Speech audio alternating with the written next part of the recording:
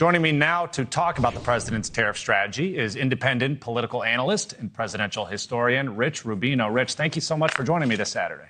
Thank you so much for having me on. So we just heard Hannah reporting there from the White House about the latest from Switzerland. Where's your reading on this situation? Are you confident that deals will be reached over the course of these negotiations?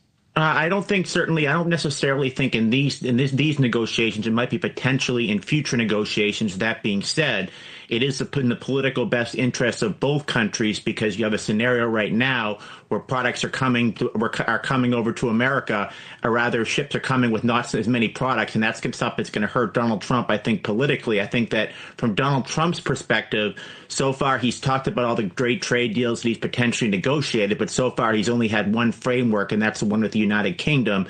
This would be the big enchilada, if you will, if you could somehow negotiate some sort of a deal with China to bring down the tariffs. I don't think you're ever going to see a scenario where you would eliminate the tariffs.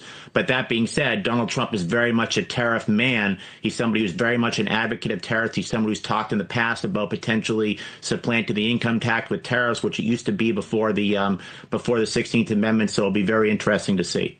Yeah, and President Trump saying he wouldn't be disappointed in Treasury Secretary Bessent if no deal was reached. But even still, a huge spotlight on the secretary. Let's listen to what he had to say about tariffs this week. If the exporters, they dislike tariffs so much, why wouldn't they? If I think what you're trying to get me to say. Did you remember the question? I'm not sure you did. Who pays tariffs? It's a very complicated question. And you say it's a complicated issue. It's not complicated. Consumers pay Trump's tariff tax.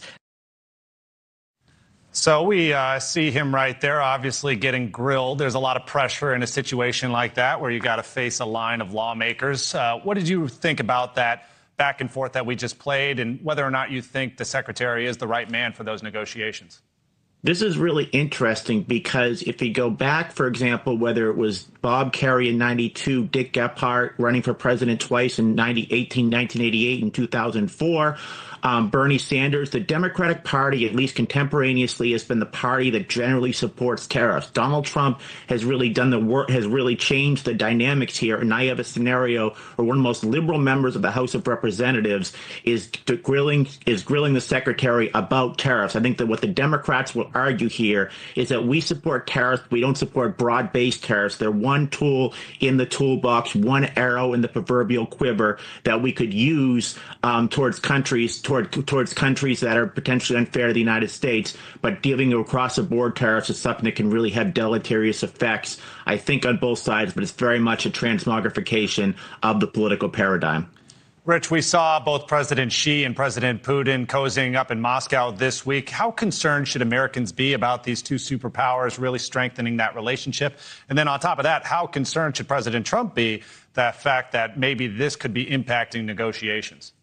Yes, it's very interesting. It reminds me a little bit of back in the 1970s when President Nixon was trying to kind of put China against the Soviet Union. So while he was trying to negotiate détente or relaxation of tensions with the Soviet Union, he was consummately trying to Russia rather. He was trying to meet with China and trying to kind of put the two countries against each other. This is very, very interesting because obviously when you have two countries that are kind of two large countries aligning themselves with each other potentially against the United States, this certainly could have negative effects on the United States. Certainly.